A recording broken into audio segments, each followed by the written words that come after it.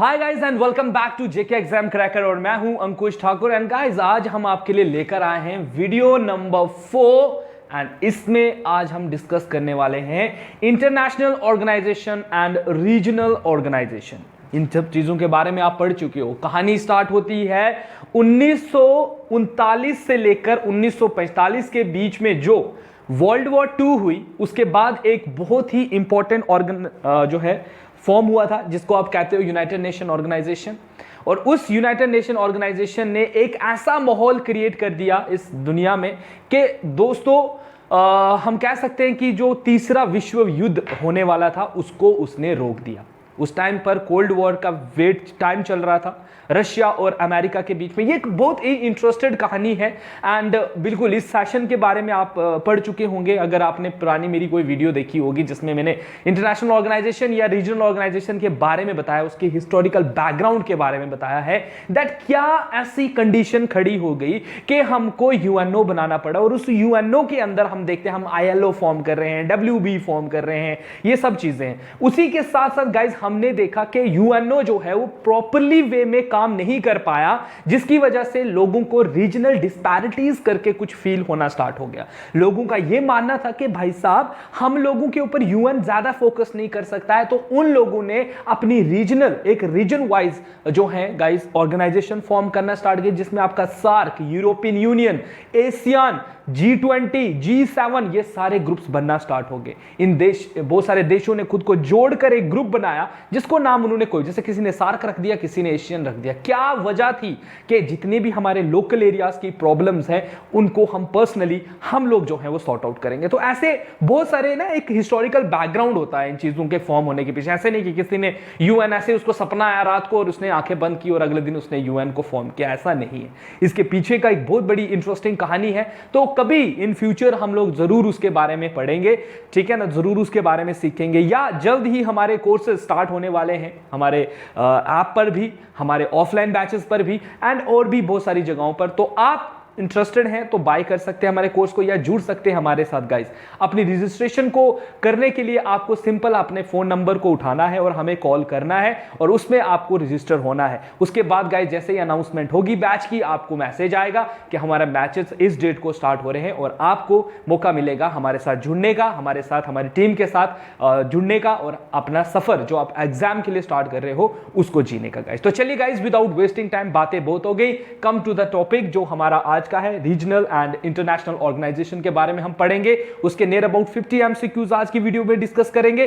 So stay tune with JK exam cracker for more updates. And guys जो बच्चे first time channel पर visit कर रहे हैं, ऑफ कोर्स चैनल को सब्सक्राइब कर दो, वीडियो को लाइक कर दो एंड शेयर तो बिल्कुल करो, क्योंकि शेयर नहीं करोगे तो मजा क्या आएगा भाई साहब। तो चलिए पहला क्वेश्चन आपको आपके स्क्रीन पर दिखाया जा रहा है। पहला क्वेश्चन देखिए क्या पूछा जा रहा है, that which of the following is not associated with the UNO. इनमें से कौन सी ऐसी चीज है जो यूएनओ के साथ डील नहीं करती है। तो दोस्तों आपको याद होगा यूएनओ के सबसे पहले तो आपने क्या पढ़ा है, उसके पार्ट्स पढ़े हैं, ट्रस्टीशिप काउंसिल, सिक्योरिटी जो है उसके जनरल सिक्योरिटी है ना, उसके बाद उसमें और भी बहुत सारे WHO वैसे हैं। तो इनमें से आप बताएं कि क्या चीज जो है वो यूएन के साथ नहीं है। क्या आईएलओ उसका पार्ट नहीं है, WHO उसका पार्ट नहीं है, या एशियन उसका पार्ट नहीं है, या all of the above guys. तो यहां पर राइट आंसर बनता है ASEAN. ASEAN is a regional organization guys, ठीक है, एक रीजनल ऑर्गेनाइजेशन है ये।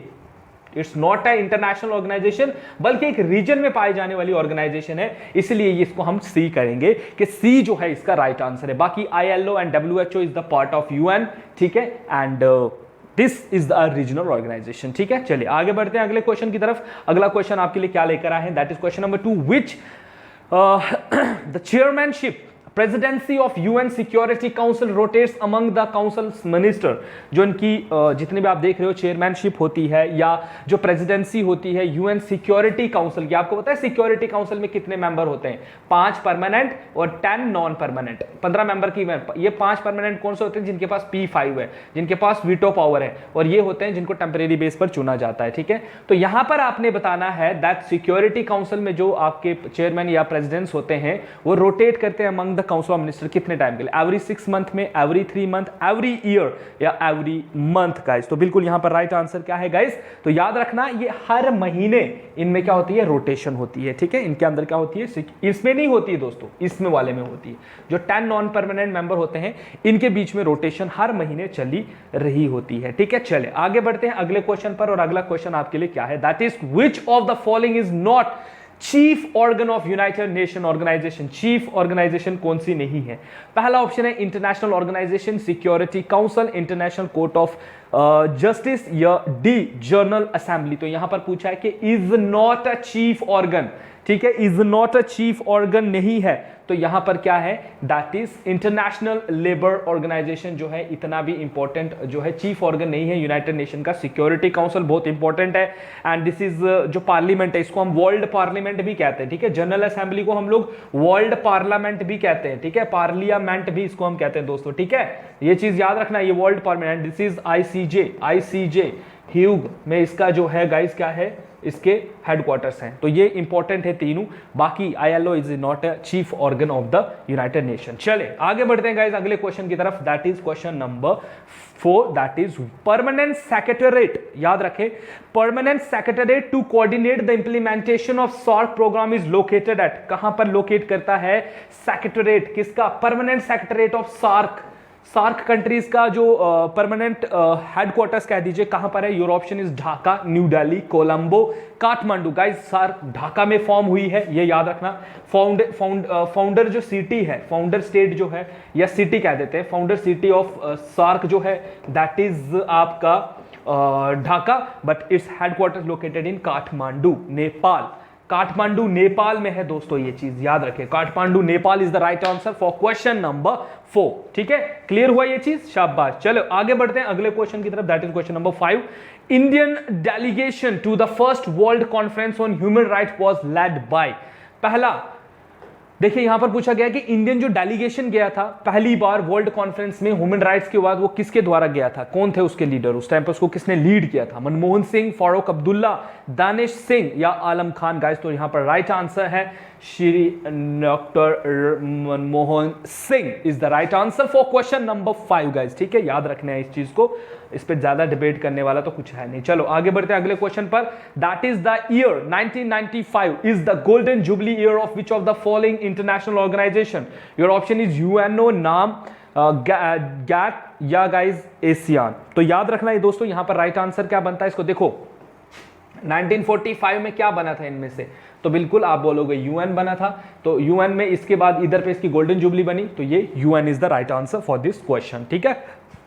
व्हाट इज नाम, नॉन अलाइनमेंट मूवमेंट, इंडिया की तरफ से चलाई गई एक मूवमेंट, क्यों थी, क्या थी, होते ना ऐसे यार, बहुत मजा आता है इन चीजों को पढ़ने में अगर आप सही से पढ़ रहे हो तो। चलो क्वेश्चन नंबर 7 पर आते हैं, और क्वेश्चन नंबर 7 का आंसर क्या है, United nation conference on trade and development UNCTAD is located at which of the following places? Your options are Geneva, Rome, Paris, Vienna. So the question number 7 का answer क्या बनेगा? It's one and only Geneva in Switzerland is the right answer for question number 7. ठीक है कि United nation conference on trade and development के headquarters कहां locate करते हैं, जिनेवा स्विट्जरलैंड में। ये इसका राइट आंसर है, याद रखेगा, क्योंकि कभी कभी डायरेक्ट पूछा जाता है इनके हेडक्वार्टर्स के ऊपर। Amnesty international is an organization associated with which of the following fields. Amnesty international जो है गाइस, ये एक ऑर्गेनाइजेशन है जो किस चीज के साथ जुड़ती है, इनमें से कौन से फील्ड के साथ, protection of cruelty to humans, जो एनिमल्स के साथ हम जो क्रूरलिटी शो करते हैं उसको बचाने के लिए, इन्वायरमेंट प्रोटेक्शन के लिए, प्रोटेक्शन ऑफ ह्यूमन राइट्स और प्रोटेक्शन ऑफ हिस्टोरिक जो है मॉन्यूमेंट्स। तो बिल्कुल यहां पर बनेगा आपका प्रोटेक्शन ऑफ ह्यूमन राइट्स, और इसके लिए UNSCEF है ना, जो आपको इसको लगाती है प्रोटेक्शन करने के लिए भी हमारे पास बहुत सारे ऑर्गेनाइजेशन है, एंड बिल्कुल ये सब चीजें इसमें आती है, ठीक है।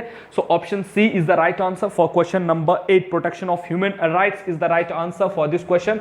Now moving on to the next question we have, ठीक है, helpflex summit was that of, helpflex जो समिट हुई थी वो इनमें से किसके लिए हुई है, G7 कंट्रीज ने इसको किया था, लीडर्स ऑफ नॉन, अब ये नाम मैं बता दूं आपको ये क्या चीज है, ये है नॉन अलाइंड मूवमेंट, ठीक है, non aligned alignment movement, non alignment movement, ये किसके द्वारा चलाई गई है, 5 कंट्रीज इसमें इन्वॉल्व थी, और ये इन कंट्रीज ने एक इतना इंपॉर्टेंट रोल किया था प्ले कि अगर भाई साहब जैसे अभी रशिया और यूक्रेन की लड़ाई चल रही है ना, सेम एक टाइम ऐसा था कि रशिया और यूएसए एक तरफ थे। उस टाइम रशिया का नाम यूएसएसआर हुआ करता था।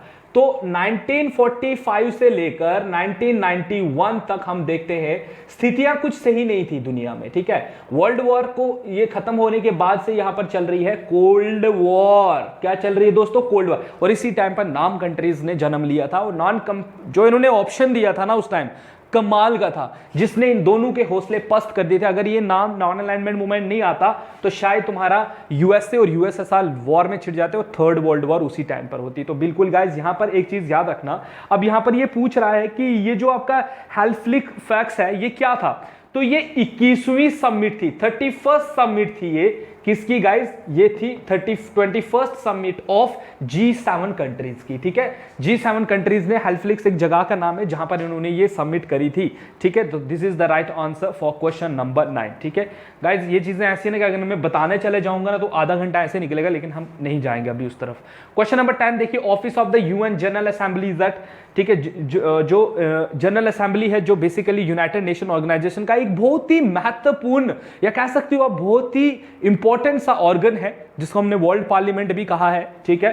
तो ये इसके ऑफिस कहां लोकेट करते हैं? वियना, न्यूयॉर्क, पेरिस या जूरिच गाइस? तो बिल्कुल क्वेश्चन नंबर 10 का आंसर क्या है guys? It's one and only New York is the right answer for this question. New York में है यूएन जनरल असेंबली के ऑफिस गाइस, ठीक है। चलो आगे बढ़ते हैं अगले क्वेश्चन की तरफ। अगला क्वेश्चन है question number 11, which is principal organ of United Nations that or virtually accomplished its object? Your options are Security Council, General Assembly, International Court of Justice और Trusteeship Council। कौन सा ऐसा ऑर्गन है United nation का जो virtually accomplished कर दिया गया अपने ऑब्जेक्ट से? तो यहां पर 4 ऑप्शंस हैं आपके पास, तो बताइए कौन सा है। तो यहां पर राइट आंसर क्या है गाइस? देखो इसका आंसर बनता है ट्रस्टीशिप काउंसिल। ये ट्रस्टीशिप काउंसिल जो है अब ये एग्जिस्ट है, पेपर वर्क पे है, लेकिन इसको जिस काम के लिए बनाया गया था ना वो काम इसका खत्म हो गया। बेसिकली क्या था, 1945 से लेकर हमने देखा कि अब के बाद जितनी भी कंट्रीज किसी भी दूसरे फॉरेन कंट्रीज की कॉलोनीज है, जैसे हम लोग कॉलोनीज थे तो हमने 1947 में आजादी हासिल की, ठीक है। तो ये कहीं ना कहीं ट्रस्टीशिप काउंसिल भी हमारी आजादी के लिए एक बहुत बड़ा इंपॉर्टेंट फोर्स थी, ठीक है। यूएसए ने इसको फॉर्म किया एंड बाकी जितनी भी पावरफुल नेशन ने फॉर्म किया, तो हमने भी डिमांड रखी थी कि आपने इसको बनाया है, और आपने इसको बनाया इसलिए कि एक कंट्री दूसरे कंट्री को एक्सप्लॉइट ना करे, इसीलिए क्या हो रहा है दोस्तों, ट्रस्टीशिप काउंसिल को बनाया गया। लेकिन आज के प्रेजेंट टाइम पर हम देखते हैं कि कोई भी कंट्री दूसरी कंट्री की कॉलोनी नहीं है। सो इसका वजूद, जिस वजूद के लिए इसको बनाया गया था वो खत्म हो गया, इसीलिए हम डी ऑप्शन के साथ जाना बिल्कुल पसंद करेंगे। आप लोग भी इसको जान लो एक बार। नहीं समझ आ रही है कोई बात नहीं है, कमेंट सेक्शन में मुझे लिख देना। अगर आपने इंटरनेशनल रिलेशंस के बारे में पढ़ना है या रीजनल ऑर्गेनाइजेशंस के बारे में पढ़ना है तो प्लीज हम उस पर भी वीडियो थोड़े से समय के बाद लेकर आएंगे, ठीक है गाइस। चलिए आगे बढ़ते हैं। हेडक्वार्टर्स ऑफ यूनेस्को इज, ठीक है, ये है जो आपके मॉन्यूमेंट्स, हिस्टोरिकल प्लेसेस को प्रिजर्व करने की बात करते हैं, और यूनाइटेड नेशन का एक बहुत ही महत्वपूर्ण और इंपॉर्टेंट ऑर्गन है ये। तो यहां पर आपने बताना है इसके हेडक्वार्टर्स कहां है। 4 ऑप्शंस आपको दिखाई दे रहे हैं, रोम, जेनेवा, न्यूयॉर्क, पेरिस। तो बिल्कुल यहां पर क्वेश्चन नंबर 12 का आंसर क्या बनेगा? It's guys one and only Paris, France में इनका जो है वो लो ऑफिस जो है वो हेडक्वार्टर जो है लोकेट करते हैं। कभी कभी सिटी पूछ लेता है, कभी कभी आपसे कंट्री पूछ लेता है, तो ये चीज याद रखना। तो Paris is the right answer for question number 12। Moving on to the next question, we have question number 13, which UN body deals with population problem. देखो दुनिया में तो अभी सबसे बड़ी प्रॉब्लम ही पॉपुलेशन है ना। पॉपुलेशन बर्स्ट कहीं पर ज्यादा होता है, कहीं पर पॉपुलेशन का जिस तरीके से आप बढ़ रही है पॉपुलेशन, तो इससे हमारे रिसोर्सेज पर इफेक्ट पड़ रहा है, हमारे क्लाइमेट पर इफेक्ट कर रहा है। तो कहीं ना कहीं पॉपुलेशन जो है दोस्तों वो एक बहुत ही बड़ा समस्या का प्रॉब्लम, मतलब हमारे लिए समस्या है। लेकिन चाइना ऐसा नहीं क्यों नहीं सोचता है? चाइना कहता है कि मेरी सबसे बड़ी ताकत ही मेरी पॉपुलेशन है। सोचिए एक कंट्री, इंडिया जैसी कंट्री के लिए हम लोग कहते हैं कि population is a very big problem. On the other hand we have China, ठीक है। चाइना कहता है कि नहीं, पॉपुलेशन होना बहुत जरूरी है, मेरी पॉपुलेशन मेरी सबसे बड़ी जो है वो ताकत है।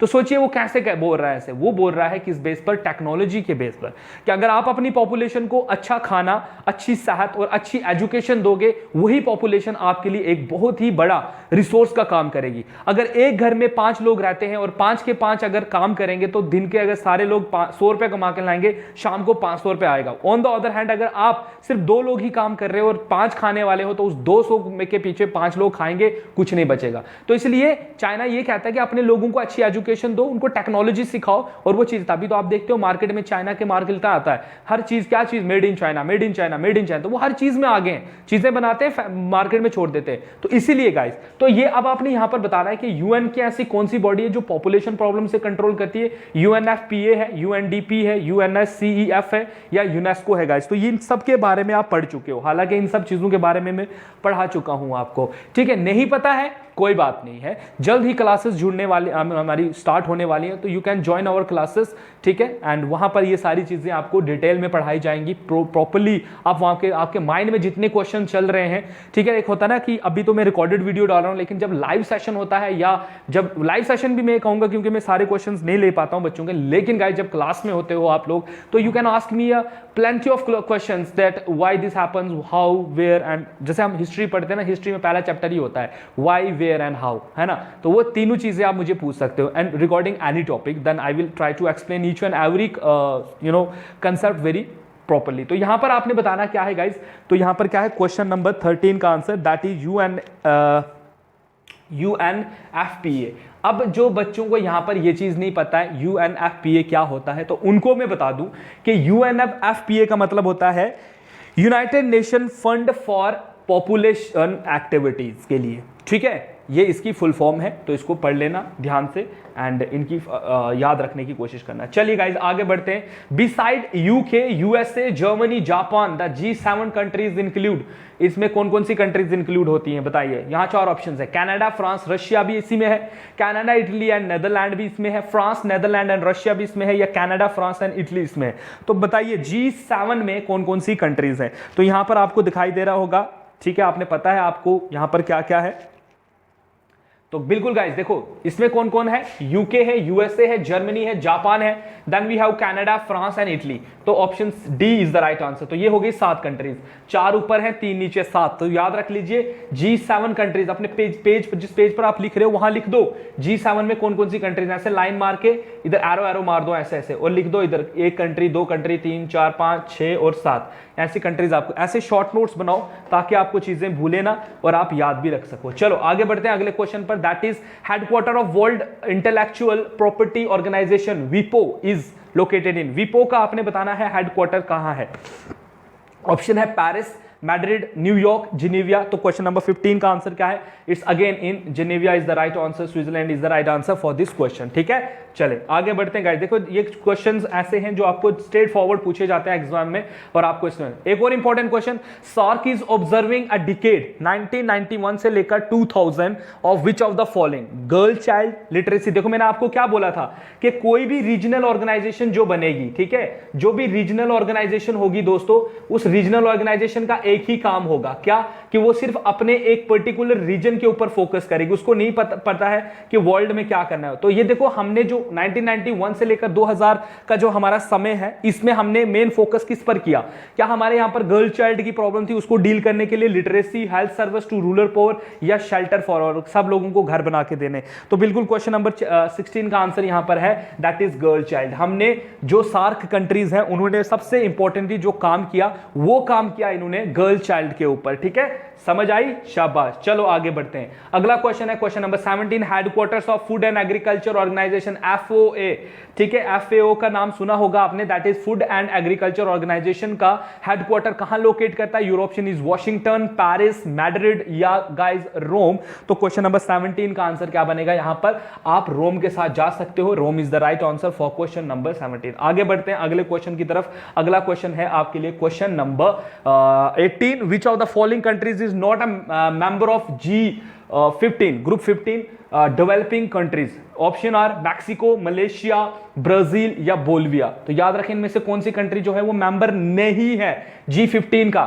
4 ऑप्शंस हैं, बताएं इनमें से राइट ऑप्शन क्या होगा। तो क्वेश्चन नंबर 18 का आंसर क्या होगा guys, it's guys one and only Bolivia is the member of this G15। तो एक बार G15 के मेंबर्स पढ़ लेना, कितने मेंबर्स हैं, 15 मेंबर्स हैं, इसमें कौन कौन से हैं, हालांकि एग्जाम में नहीं पूछेगा पर ऐसे पूछ सकता है आपसे। चलिए which of the following is not related to disarmament. मेरे दोस्तों एक बात यहां पर ये याद रखना, डिसआर्मामेंट का मतलब होता है ऐसी ट्रीटीज जो बेसिकली बनाई गई थी कुछ डेडली वेपन्स को खत्म करने के लिए, जिसमें आपका साल्ट है, नॉन पॉलिफरेशन ट्रीटी है, ठीक है, CBT comprehensive test ban treaty है, non proliferation treaty, NTPT, CBT आ गया, सॉल्ट 1 है, सॉल्ट 2 है, स्टॉट 1 है, स्टॉट 2 है, ऐसे बहुत सारी ट्रीटीज बनाई गई। लेकिन अगर मैं बात करूं नाटो की, नाटो हुआ, सेंटो हुआ, ठीक है, एंड वार्सा पैक्ट हुआ, ठीक है, वार्सा पैक्ट हुआ, दीज और मिलिट्री ऑर्गेनाइजेशन ऑफ यूएसए, ये दोनों जो है नाटो, सेंटो, सीटो, याद रखना, नाटो, सेंटो और ये सीटो एक और है, नाटो, सेंटो, सीटो, ठीक है, North Atlantic treaty organization, Central Atlantic, कुछ ऐसे इनका नाम है, अभी मैं प्रॉपर्ली इनको रिकॉल नहीं कर पा रहा हूं, लेकिन ये जो एंड नाटो, सेंटो, सीटो हैं गाइस, दीज और ये सारी के सारे ग्रुप्स जो हैं, ये 3 ग्रुप्स, ये चलाता है यूएसए। अभी भी आपने अभी सुना होगा कि यूक्रेन ने नाटो की फोर्सेस से इनकार, हेल्प मांगने से इनकार कर दी।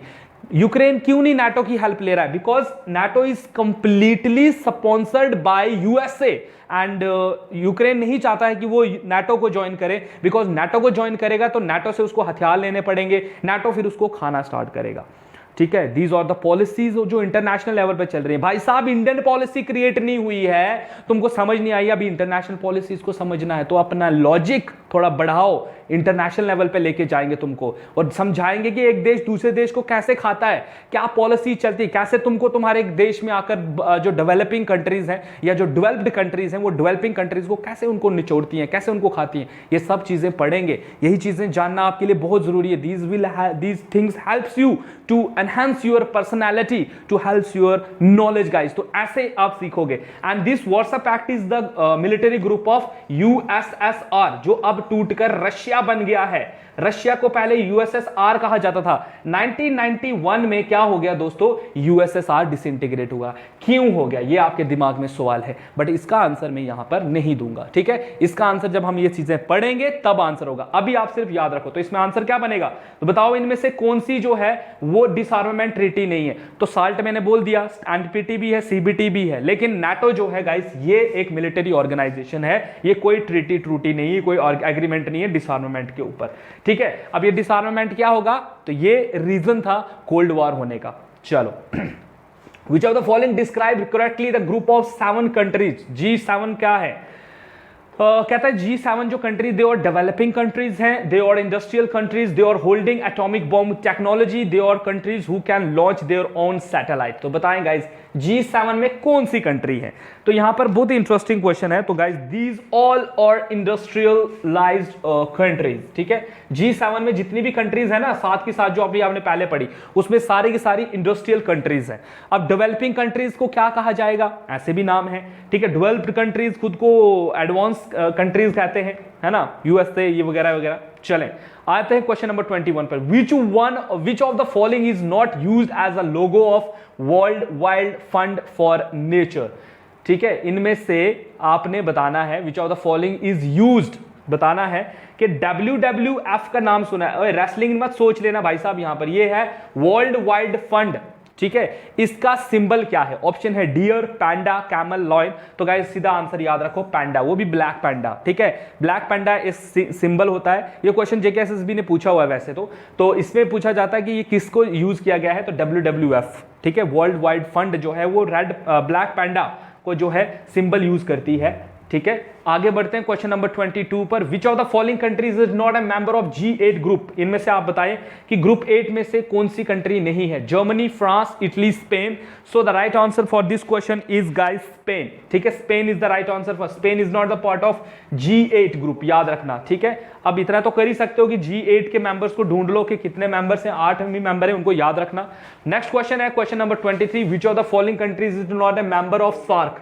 इनमें से कौन सी कंट्री जो है वो सार्क की मेंबर नहीं है, ठीक है। तो सार्क के बारे में पढ़ लो कौन कौन से इसमें है, ठीक है। दैट इज नेपाल, बांग्लादेश, अफगानिस्तान या म्यांमार। तो गाइस सार्क में कौन सी कंट्री नहीं आती है? तो इसमें कौन सी कंट्री नहीं आती है? म्यांमार नहीं आता है, इसमें अफगानिस्तान आता है, बांग्लादेश आता है, नेपाल आता है, भूटान आता है, ठीक है। ओके, नेक्स्ट क्वेश्चन पर आ रहे हैं, that is question number 24 and question number 24 का आंसर बताएं। The international human right convention adopted by united nation in 1990 related to number 1 disabled, number जो बी है स्टेटलेस पर्सन, माइग्रेंट वर्कर्स या children guys. तो क्वेश्चन नंबर 24 का answer क्या होगा? Basically international human rights ने जो कन्वेंशन अडॉप्ट किया है यूनाइटेड नेशन को 1990, वो किसके साथ है, डील करता है? वो करता है चिल्ड्रंस के साथ, ठीक है, याद रखना चिल्ड्रंस के साथ, उनको भी राइट्स देने हैं, ठीक है, तो चिल्ड्रंस के राइट्स के साथ डील किया जाता है यहाँ पर, ठीक है, अडॉप्ट किया जाएगा। चलो आगे बढ़ते हैं अगले क्वेश्चन की तरफ, और अगला क्वेश्चन क्या होगा आपका, ठीक है। अगला क्वेश्चन क्या है दोस्तों, चेक करते हैं। Question number 25, who was the first Indian to be president of UN general assembly? भाई साहब ये भी क्वेश्चन पूछा गया है, पहली इंडियन वुमेन कह दीजिए या मेल फीमेल जो भी होगा, उनका नाम बताना आपने जो यूएन जनरल असेंबली की प्रेसिडेंट रही हैं। योर ऑप्शन इज विजय लक्ष्मी पंडिता, रामेश भंडारी, नटवर सिंह, कृष्णा मेनन। तो गाइस राइट आंसर एक ही है। ये 10 बार ये क्वेश्चन हम लोग आए दिन सुनते हैं। क्लास 7th में अगर हम देखें ना तो वहां पर इन छोटे छोटे बच्चों को भी इनके बारे में एक चैप्टर बना हुआ है जिसके बारे में बताता है। Question number 26, the 5 permanent member of security council और JKSSB ना पहले ऐसे क्वेश्चन पूछा करती थी। आपको मैं बता दूं थोड़े से समय पहले की बात है, ठीक है। तो क्या होता था, JKSSB का ऐसे क्वेश्चन पूछती थी कि बताओ जैसे P5 में कितने मेंबर्स हैं, तो 5 परमानेंट मेंबर हैं उसके। कौन कौन से, देखो यहाँ पर ऑप्शन दिया हुआ है, Japan, west Germany, USSR, UK and USA, Canada, China, France, USA, USSR, Germany, China, USSR, UK and USA, China, France, USSR, UK and USA। तो गाइज यहाँ पर क्या आंसर होगा? तो बिल्कुल यहाँ पर आंसर आपको सोचने की जरूरत ही नहीं, मुझे पता है डी के साथ जाओगे तुम लोग, तुम बोलोगे सर चाइना है, फ्रांस है, USSR है ना। USSR टूट के क्या बना है दोस्तों? रशिया बना है अब पहले, ठीक है, इसको पहले USSR कहते थे, तो अब UK है and USA। These are called P5 countries, ठीक है, P5 कंट्रीज इनको हम कहते हैं, और ये सिक्योरिटी काउंसिल के परमानेंट मेंबर है, ठीक है। क्या है ये? सिक्योरिटी काउंसिल के परमानेंट मेंबर है। इन्होंने अगर वीटो पावर, सुनते हैं ना वीटो, तो वो वीटो इन्हीं के पास है। अगर ये वीटो लगा दें तो पूरा का पूरा सिस्टम ही डैमेज हो जाता है, ठीक है। चले आगे बढ़ते हैं अगले क्वेश्चन की तरफ। अगला क्वेश्चन क्या आ रहा है? That is question number 27, which of the following is the headquarter of world trade organisation? WTO का ऑर्गेनाइजेशन का बताइए आप हेडक्वार्टर्स कहां है? 4 ऑप्शंस आपको दिखाई दे रहे हैं यहाँ पर। 4 ऑप्शंस में न्यूयॉर्क है, जिनेविया है, मैड्रिड है या पेरिस है गाइस। तो 27 का आंसर क्या बन रहा है? It's guys one and only Geneva is the right answer for question number 27। आगे बढ़ते हैं गाइस अगले क्वेश्चन पर, that is question number 28। International township built near Pondicherry in India is correlation with UNESCO is called? किस के साथ मिलकर इन्होंने इसको बनाया था? ऑप्शन है एल्बाविली, ओरोविली, गायाविली या ब्रॉडवे गाइस। तो यहां पर इसका राइट आंसर क्या है क्वेश्चन नंबर 28 का? इज गाइस ओरोविली, ठीक है, Auroville is the right answer for question number 28। Moving on to the next question, we have question number 29, that is the Economic and Social Commission for Asia and Pacific, that is ESCAP, is located at. कहां पर locate करता है? एस्कैप, ठीक है। एस्कैप की full form भी यहां लिखी हुई है, that is economic and Social Commission for Asia and Pacific. तो ये कहां पर लोकेट करती है? यू हैव 4 ऑप्शंस, मानिलिया, सिंगापुर, कुला लुम्पुर या गाइस बैंकॉक। तो क्वेश्चन नंबर 29 का आंसर है one and only, that is Bangkok में ये सिचुएट करता है। आगे बढ़ते हैं अगले क्वेश्चन की तरफ, और अगला क्वेश्चन क्या आ रहा है आप लोगों के लिए? That is question number 30, that is International court of Justice is located at. International court of Justice कहां लोकेट करता है? Your option is Geneva, Hague, Amsterdam या गाइस विनर। तो सोचो मत, सीधा आंसर मार्क करो, ह्यूग।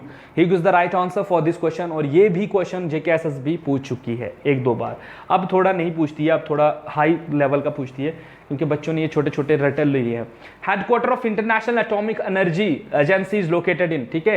एटॉमिक एनर्जी जो एजेंसी है UN की, इंटरनेशनल की, उसके कहां पर हेडक्वार्टर्स हैं? 4 ऑप्शंस दिखाई दे रहे हैं, फटाफट आंसर दो। यहां पर 31 का क्या है? तो 31 का बनेगा guys Vienna is the right answer for this question.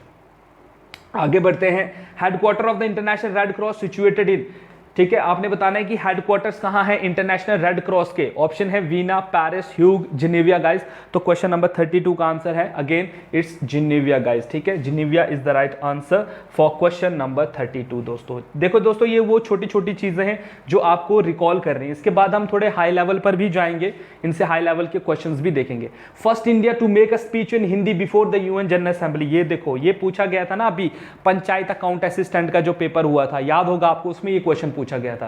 First Indian to make speech in Hindi before the UN general Assembly is Morarji Desai, APJ Atal Bihari Vajpayee, Lal Bahadur Shastri, Lal Krishna Advani. So guys the right answer is APJ, ठीक है, Atal Bihari Vajpayee is the right answer for question number 33। आगे बढ़ते हैं guys अगले question पर। When was SAARC founded? SAARC कब बना था? ऑप्शंस हैं 1982, 1984, 1985, 1983। So the right answer is 1985 में सार्क बना था, इस उम्मीद के साथ कि ये जितनी भी एशियन जो प्रॉब्लम्स चल रही हैं, ठीक है, रीजनल प्रॉब्लम्स अगर आप इंडिया की देख लो, क्योंकि इंडिया भी इसमें है, ठीक है, तो रीजनल प्रॉब्लम इंडिया की क्या है? यहाँ पर लिटरेसी की प्रॉब्लम है, यहाँ गर्ल्स को लेकर प्रॉब्लम थी, वुमेन्स इश्यूज हैं, यहाँ पर टेररिज्म एक बहुत बड़ा थ्रेट है हमारी सिक्योरिटी के लिए एंड हमारी डेवलपमेंट के लिए। तो बेसिकली रीजनल ऑर्गेनाइजेशन बनने का मतलब ये होता है कि हमारे जितने भी मतलब प्रॉब्लम्स हैं, हम लोग मिलजुल कर जो है इनको खत्म करें और इनको सॉर्ट आउट करें, यही इसीलिए ये रीजनल ऑर्गेनाइजेशन बनी थी गाइस। अगर आप इनके बीच का नेचर समझ गए ना तो समझ लेना सब। तो बताइए एमएसटी इंटरनेशनल जो बेसिकली ह्यूमन राइट्स के लिए काम करता है, उसके हेडक्वार्टर्स कहाँ हैं? बर्लिन, न्यूयॉर्क, वॉशिंगटन या लंदन गाइस? तो बताएं यहाँ पर कहाँ है? अगर आपने एमएसटी इंटरनेशनल घूमने जाना है तो आप कहाँ जाओगे? तो दोस्तों आप कहाँ जाओगे? आप जाओगे लंदन, ठीक है, आप कहाँ जाओगे? यूके में जाओगे, लंदन में, और वहां पर आपको एमएसटी इंटरनेशनल के जो हेडक्वार्टर्स हैं वो देखने को मिलेंगे। आगे बढ़ते हैं, headquarters of world health organisation, WHO के हेल्थ जो है आपने बताना है कि डब्ल्यूएचओ का हेडक्वार्टर कहाँ है। 36वें क्वेश्चन का आंसर बताएं, that is Geneva, Washington DC, New York या रोम गाइस। तो 36 का आंसर यहां पर क्या बन रहा है? It's again guys Geneva is the right answer for question number 36। चलो आगे बढ़ते हैं अगले क्वेश्चन की तरफ, that is 37। The working language of UNESCO is, और यूनेस्को में बोली जाने वाली कौन कौन सी भाषाएं यूज होती हैं? ठीक है, वर्किंग लैंग्वेजेज यूनेस्को में French only, English only, English and French only, English, French and Russian. So guys यहां पर यूज होती है इंग्लिश और फ्रेंच, याद रखना, इंग्लिश और फ्रेंच लैंग्वेज यूज होती हैं यूनेस्को में। यूएन में बोली जाने वाली कौन कौन सी भाषाएं, कौन कौन सी लैंग्वेजेस यूज होती हैं? तो यहां पर मैं लिख देता हूं उनके बारे में। सबसे पहले इंग्लिश यूज होती है, ठीक है, इंग्लिश के बाद चाइनीज यूज होती है, ठीक है, वी हैव चाइनीज के बाद उसके बाद हमारी चाइनीज के बाद कौन सी? अरेबिक है, ठीक है, अरेबिक है हमारी। अरेबिक के बाद हमारे यहां पर आती है स्पेनिश और रशियन, स्पेनिश और Russian. These are official languages of UN, ये यूएन की ऑफिशियल लैंग्वेजेस हैं, याद रखना इन चीज़ों को भी, ठीक है यार, क्योंकि ये भी पूछा जाता है कभी कभी। चलो आगे बढ़ते हैं। इंटरपोल का मतलब बताइए क्या होता है दोस्तों? इंटरपोल क्या स्टैंड करता है? Is that mean international political conference, international criminal police organisation, none of these, international association of police officers. तो यहां पर राइट आंसर क्या है? International criminal police organisation is the right answer for question number 38। आगे बढ़ते हैं guys अगले question की तरफ, और अगला क्वेश्चन आपके लिए क्या है? That is 39। SAARC movement was launched for, देखिए सार्क की जो मूवमेंट थी इसको किस लिए चलाया गया था? जो पॉलिटिकल अलायंसेस था उनको ठीक करने के लिए, उनको बढ़ाने के लिए, रीजनल कोऑपरेशन को बढ़ाने के लिए, कल्चरल एक्सचेंज या मिलिट्री स्ट्रेटजी। तो आपको समझ ही आ चुका होगा 39 का आंसर क्या है। तो बिल्कुल आप सही सोच रहे हो, जब मैं बोल रहा हूं कि एक रीजनल ऑर्गेनाइजेशन है तो रीजनल कोऑपरेशन को बढ़ाने के लिए ही सार्क, एशियान, यूरोपियन यूनियन, है ना, ये सब चीजें जो हैं वो बनी है। चलिए आगे बढ़ते हैं अगले क्वेश्चन की तरफ, दैट इज 2 क्वेश्चन आपको दिखाए जाएंगे। विच of the following is a military alliance, इनमें से मिलिट्री अलायंस कौन सा है? तो सोचने की जरूरत है, क्योंकि नाटो तुमको सीधा दिख रहा है तो नाटो के साथ सीधा जाओ, ये एक मिलिट्री ऑर्गेनाइजेशन है, ठीक है। नाफ्टा ट्रेड के लिए है, ये ईईसी जो है एक्सक्लूसिव इकोनॉमिक जो हमारे आते हैं समुंदर में चलता है कुछ, and ASEAN is a regional organisation. Moving on to the next, first general secretary of UN was, UN के पहले जनरल सेक्रेटरी कौन थे? यहाँ 4 ऑप्शन दिख रहे हैं, तो यहाँ पर सोचो मत, ये चीज भी आप पढ़ चुके हो। ट्रैगवली is the right answer for question number 41। Guys international organisation पर क्वेश्चन रहते हैं एग्जाम में, और थोड़ा ध्यान से देखना इनको। चलिए, NAM summit which demanded expansion of United nation security council had met at, non alignment movement की जो कौन सी ऐसी मीटिंग हुई थी जहां पर उन्होंने कहा था कि हम लोग यूनाइटेड नेशन सिक्योरिटी काउंसिल को बढ़ाया जाए, क्योंकि उसमें 5 परमानेंट मेंबर हैं। तो उन्होंने कहा 5 से अब 6 कर दो, 7 कर दो, ये जितने करने उसको बढ़ाओ। तो ये इन्होंने कहां पर कहा था? तेहरान में, कायरो में, हैरेर में या जकार्ता में गाइस। तो क्वेश्चन नंबर 42 का आंसर क्या बनता है? बिल्कुल option number D, that is Jakarta में इन्होंने ऐसा कहा था, इंडोनेशिया में, ठीक है, कि हम जो सिक्योरिटी काउंसिल है इसके मेंबर्स को बढ़ाया जाए। SAARC was founded in, SAARC को कहां बनाया गया? पहला ही क्वेश्चन मैंने आपको बताया था, सार्क कहां बनाया गया है। इसके हेडक्वार्टर तो हमें पता है काठमांडू में, लेकिन सार्क जो बना है, सार्क की जो बनावट है, जो इसकी शुरुआत हुई थी बनना इसको, तो इसको कहां बनाया गया था? तो इसको ढाका में बनाया गया था। थोड़ी देर पहले आपसे मैंने ये क्वेश्चन डिस्कस किया। चलिए आगे बढ़ते हैं। अगला क्वेश्चन आपके लिए आ रहा है question number 44, that is the member countries of NAFTA. और मेंबर कंट्रीज कौन सी है नाफ्टा की? ऑप्शन है USA and Canada, USA, Canada and Mexico, Canada and Mexico, USA and Mexico. तो गाइस रखिए याद, कंट्रीज ऑफ नाफ्टा, तो जो मेंबर कंट्रीज है नाफ्टा की वो कौन कौन सी है? तो वो है guys USA, Canada and Mexico is the right answer for this question, ठीक है। ऑप्शन बी जो है इसका राइट आंसर बन रहा है। चलिए आगे बढ़ते हैं अगले क्वेश्चन की तरफ। और अगला क्वेश्चन आपके लिए क्या आ रहा है? अगला क्वेश्चन आपके लिए आ रहा है question number 45, United nation adopted a charter of economic rights in the year. हमने कब, यूनाइटेड नेशन ने कब अडॉप्ट किया था इकोनॉमिक राइट्स को? ठीक है, योर ऑप्शन आर 1969, 1974, 1956, 1964 गाइस। तो यहां पर राइट आंसर क्या है? बिल्कुल 1974 is the right answer for question number 45। क्या बात है गाइस, कितना इंटरेस्टिंग चीजें आज आपने सीखी हैं, ठीक है। एंड नेक्स्ट क्वेश्चन पर आते हैं। तो 2 क्वेश्चन फिर से आपको दिखाए जाएंगे, दैट इज, पहला क्वेश्चन है यूनाइटेड नेशन इज कंसीडर, देखो यूनाइटेड नेशन को माना जाता है एज अ यूनिवर्सल ऑर्गेनाइजेशन, ये पूरे दुनिया को चलाने वाली ऑर्गेनाइजेशन है। Which organ of the United nation fully represent the fact, but इस फैक्ट को क्लियर कौन सा करता है? Economic and social council, security council, secretariat या जनरल असेंबली गाइस। तो 46 का आंसर क्या बनेगा? तो आप बोलोगे जनरल असेंबली। देखो कोई भी लॉ है वो पास कहां से होता है? पार्लियामेंट से होता है ना, इसीलिए तो इसको मैंने क्या वर्ड यूज किया था इसके लिए? हमने कहा था ये वर्ल्ड पार्लियामेंट है, ठीक है, पार्लियामेंट है ये, वर्ल्ड पार्लियामेंट, ठीक है ना। तो इसलिए तो मैंने इसको यूज किया। तो इसलिए यही चीज जो है इसको ये चीज बनाती है कि ये यूनिवर्सल ऑर्गेनाइजेशन है, ठीक है दोस्तों, शाबाश। आगे बढ़े, अगला क्वेश्चन है 47, UN agency concern with the safety and peaceful use of nuclear technology is. UN की वो एजेंसी जो कंसर्न करती है कि हमें सेफ्टी और पीसफुल यूज करना है न्यूक्लियर टेक्नोलॉजी का, वो उसके ऑप्शंस हैं UN committee on डिसआर्मामेंट, international atomic energy agency, UN international safeguard committee या नन ऑफ द अबो। तो क्वेश्चन नंबर 47 का आंसर बनेगा इंटरनेशनल एटॉमिक एनर्जी एजेंसी जो है ये काम करती है कि कोई भी देश जो है वो न्यूक्लियर वेपन्स ना बना सके।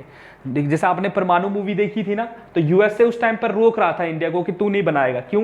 क्योंकि ये बनाएगा तो सबके पास न्यूक्लियर वेपन आएगा, क्या पता कौन कब चला दे इसको, तो अगर किसी ने चलाया तो खत्म हो जाएंगे भाई। WTO that is world trade organisation is serving as the successor to which of the following organisation. WTO थोड़ी देर पहले अगर आप ध्यान दोगे तो इसका पहला नाम क्या था? सिंपल ये याद रखो, general agreement on trade and tariff, that is GATT या GATT है ये, general agreement on trade and tariffs, world health organisation, UN development program. तो गाइस 48 का आंसर क्या बनेगा? General assembly on trade and tariffs. General agreement on किसके ऊपर है guys? General agreement on trade and tariffs. तो यहाँ 2 ऑप्शन आपको दिखाई दे रहे हैं, तो बिल्कुल आप किसी के साथ भी जा सकते हो। चलो इसी के साथ जाते हैं, ठीक है। General agreement on trade and tariff, जिसको कहा जाता था GATT, गैट कहा जाता था। गैट खत्म होकर क्या बना था? वर्ल्ड ट्रेड ऑर्गेनाइजेशन बना, ठीक है। चलो आगे, अगला क्वेश्चन आपके लिए है India become the member of UN in, India कब यूएन का मेंबर बना? 4 ऑप्शंस आपके सामने हैं और 2 क्वेश्चंस आपको दिखाई दे रहे हैं। तो यहां पर इंडिया सीधा सीधा जब ये बना है 1945 में ही हमने इसको ज्वाइन किया था। आगे देखें, टोटल मेंबर ऑफ जजेस of the international court of Justice is, ये क्वेश्चन भी पूछा गया है। इंटरनेशनल कोर्ट ऑफ जस्टिस में टोटल कितने मेंबर होते हैं, आई मीन टोटल कितने जज होते हैं? 10, 12, 14, 15। तो यहां पर आंसर है गाइस 15 मेंबर्स होते हैं। टोटल कितने जजेस होते हैं? 15 जजेस होते हैं गाइस हमारे किसमें? International court of justice. जैसे आपका सुप्रीम कोर्ट है ना, तो ये ICJ जो है ये कौन सा कोर्ट है? ये कोर्ट है गाइस आपका, that is we called as what? We called it international court of justice. लेकिन यहां पर एक सवाल ये है कि हम लोग कहते हैं कि जब भी हमारे फंडामेंटल राइट्स वायलेट होते हैं तो हम लोग आर्टिकल 226 के अंडर जो है हाई कोर्ट जाते हैं और under article 32 of the Indian constitution we move to the supreme court. तो ऐसा आर्टिकल क्यों नहीं बनाया कि हम लोग आईसीजे जा सकें कि अगर मेरे फंडामेंटल राइट्स वायलेट हो रहे हैं तो मैं जो है उसको कहां पर जाकर वापस लाऊंगा, आईसीजे में, that is International court of justice में जाकर मैं उसको वापस लाऊंगा। Guys do comment on this question, मुझे बताओ कि ऐसा क्यों नहीं है एंड ऐसा क्या है वजह, ठीक है। So I just want to know कि तुम लोगों की क्या मतलब थिंकिंग है इसके ऊपर। तो जब भी मैं कोई क्वेश्चंस आपको देता हूं ना तो प्लीज उनका आंसर्स दिया करो यार, उनके आंसर्स लिखा करो। नहीं पता है तो सीधा लिखा करो कि सर नहीं पता है, ठीक है। अपने अंदर एक क्विज रखा करो, इंक्वायरी रखा करो कि मुझे सीखना है, ये चीज है तो है, हवा चलती है क्यों चलती है, मैं यही कहता हूं ना आपसे हर टाइम क्वेश्चन, तो मैं क्यों नहीं जा सकता हूं आईसीजे। तो ऐसे बहुत सारे क्वेश्चन आप खुद को पूछ सकते हो गाइस। एंड गाइस जो बच्चे फर्स्ट टाइम चैनल के साथ जुड़े हैं वो चैनल को सब्सक्राइब करें, वीडियो को लाइक करें, वीडियो को शेयर करें एंड कमेंट करके जरूर अपने व्यूज हमारे साथ शेयर किया करो, because your views matters a lot for us. Because हम आपके कमेंट्स को मैं तो हर कमेंट पढ़ता हूं भाई सब अपनी वीडियो, चाहे मुझे गाली पड़े, चाहे मेरी कोई तारीफ करे या जो भी करे, मैं तो हर कमेंट पढ़ता हूं क्योंकि मैं उसी के बेस पर एनालाइज कर सकता हूं कि मुझे आप लोगों को क्या देना है, ठीक है, मुझे आप लोगों को किस लेवल तक लेके जाना है। बिकॉज मैं अपने कमजोर स्टूडेंट्स का हाथ छोड़ने वालों में से नहीं हूं। हाँ बच्चे बदतमीज हैं, इसमें मेरी कोई गलती नहीं है, बट मेरे को तुम जो बोलो मैं छोड़ूंगा नहीं तुम लोगों को एंड डेफिनेटली तुम लोगों के लिए कुछ इंटरेस्टिंग चीजें आती रहेंगी guys. So guys this is all about for today's lecture guys and बहुत मजा आया ये चीजें करने में एंड आई होप सो कि आपके लिए भी ये चीजें काफी फायदेमंद रही हो, आपने भी बहुत सारी अच्छी चीजें सीखी हो। So guys stay tune with JK exam cracker for more such updates के लिए एंड चैनल को ऑफ कोर्स सब्सक्राइब कर देना यार, अब तो बनता ही है। तो चले गाइस फिर कल आपसे मिलते हैं एक और वीडियो के साथ, तब तक अपना ध्यान रखो, take care, goodbye and शब्बा खैर गाइस।